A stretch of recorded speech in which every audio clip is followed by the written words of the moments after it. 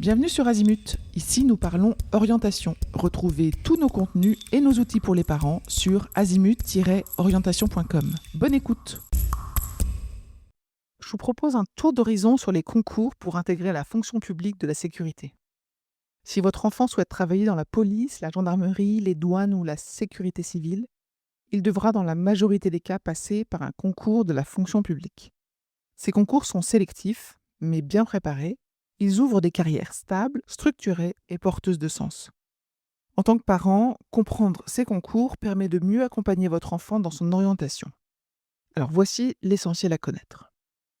La fonction publique de la sécurité, déjà, qu'est-ce que c'est ?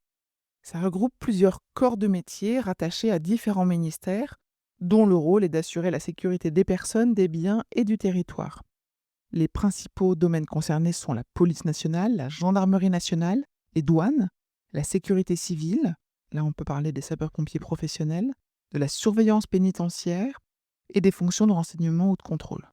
Chaque métier a son propre concours d'entrée avec ses conditions, ses épreuves et ses écoles de formation.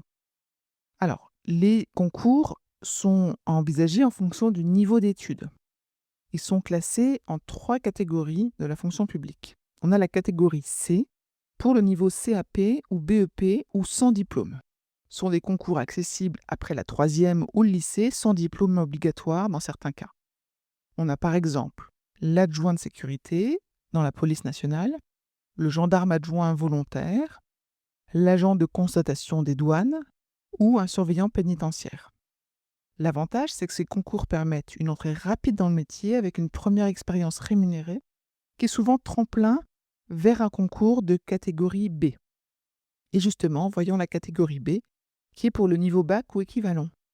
Les concours de cette catégorie donnent accès à des postes à responsabilité intermédiaire.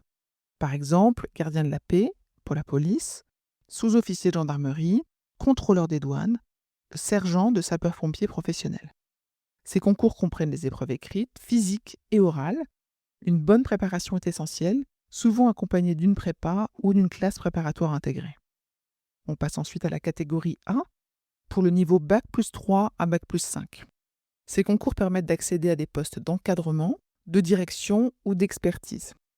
Par exemple, on y trouve l'officier ou le commissaire de police, l'officier de gendarmerie, l'inspecteur des douanes et le capitaine des sapeurs-pompiers.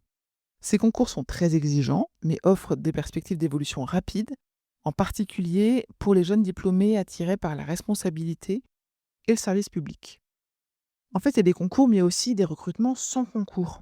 Certaines voies permettent à des jeunes d'intégrer la fonction publique sans concours sur contrat.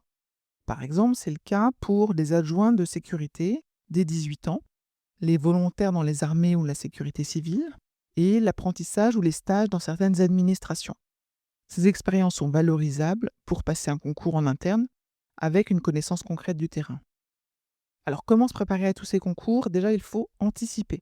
La plupart des concours sont annuels avec des inscriptions plusieurs mois à l'avance.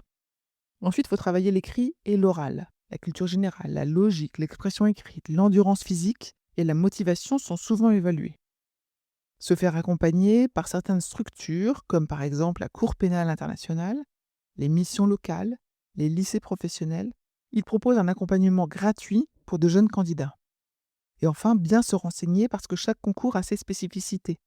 Il y a les sites officiels de la police, de la gendarmerie, des douanes, etc., qui détaillent les conditions et les épreuves. Votre rôle de parent, c'est d'être le soutien, et ça peut faire toute la différence.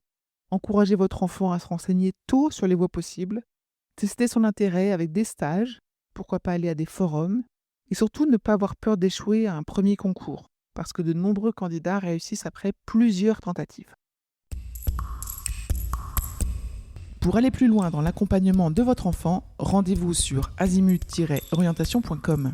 Tous nos contenus y sont classés par thématique et vous pourrez consulter notre calendrier, notre annuaire d'experts et vous inscrire à la newsletter pour ne rien louper. Merci pour votre fidélité. À bientôt.